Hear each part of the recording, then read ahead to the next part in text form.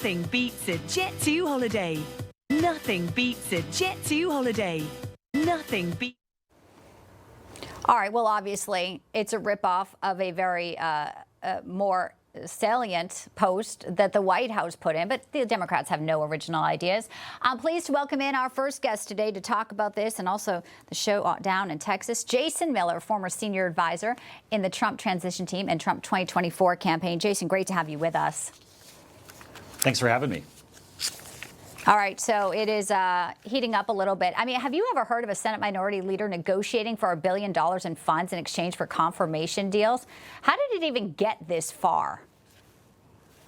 Well, the fact of the matter is that Democrats, since they have no message, they have no leader, all they can do is try to obstruct and get in the way of what President Trump was elected to go and do.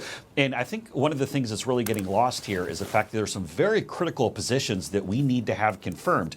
So, for example, Bianca, next month, as you know, in New York, they'll have the UN General Assembly. We're going to have leaders from all around the globe coming to New York City. We need to have Mike Waltz, who's our incoming ambassador to the UN, in place.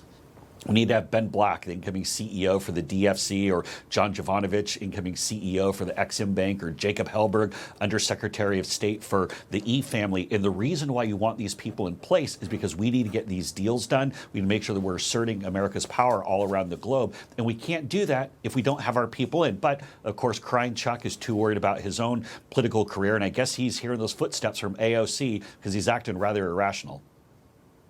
Yeah, it is. And these are serious matters, as you just mentioned, why these confirmations need to happen. I'll put up the ad that he actually, like I said, was trying to copy, plagiarize here, because this was about immigration. And the White House has had record border numbers, and also the social media account, many say, is completely on fire. Here's a clip here.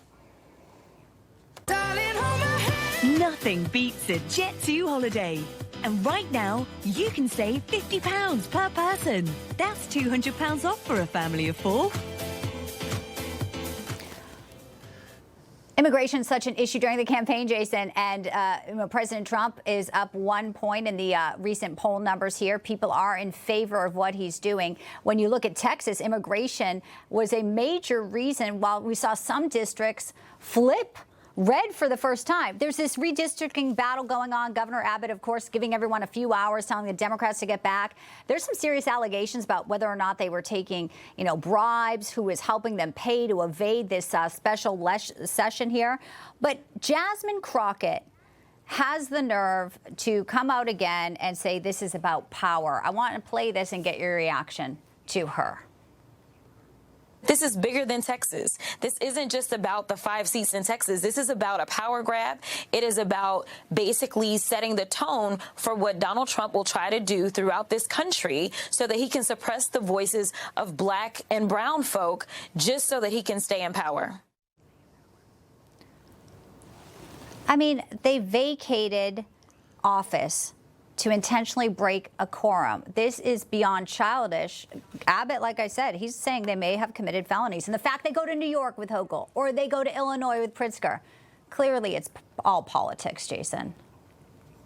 Yeah, and just to make sure people are getting this in the full perspective, these lawmakers in Texas have left the state. They're literally on the run as if they're fugitives running for the law because they don't want to sit and actually do their job. So I guess in Democrat circles, this is totally normal. This is what you're supposed to do to resist or fight back. And I saw the clip there, of course, from Jasmine Crockett. And of course, she's hitting the racist easy button, which is, I think, pretty much the only thing that she knows how to do. But the fact of the matter is we have to go and get these districts right, especially you talk about the illegal immigration that's come into Texas, why we need to have strong leadership both in Texas and in Washington. But the Democrats don't want that. They're just trying to kick the can down the road to whether it's 2026, the midterms, or even 2028, to hope that somebody comes along and saves and rescues them. But as long as they have these terrible ideas and these woke policies, they're going to be in the minority for quite a long time.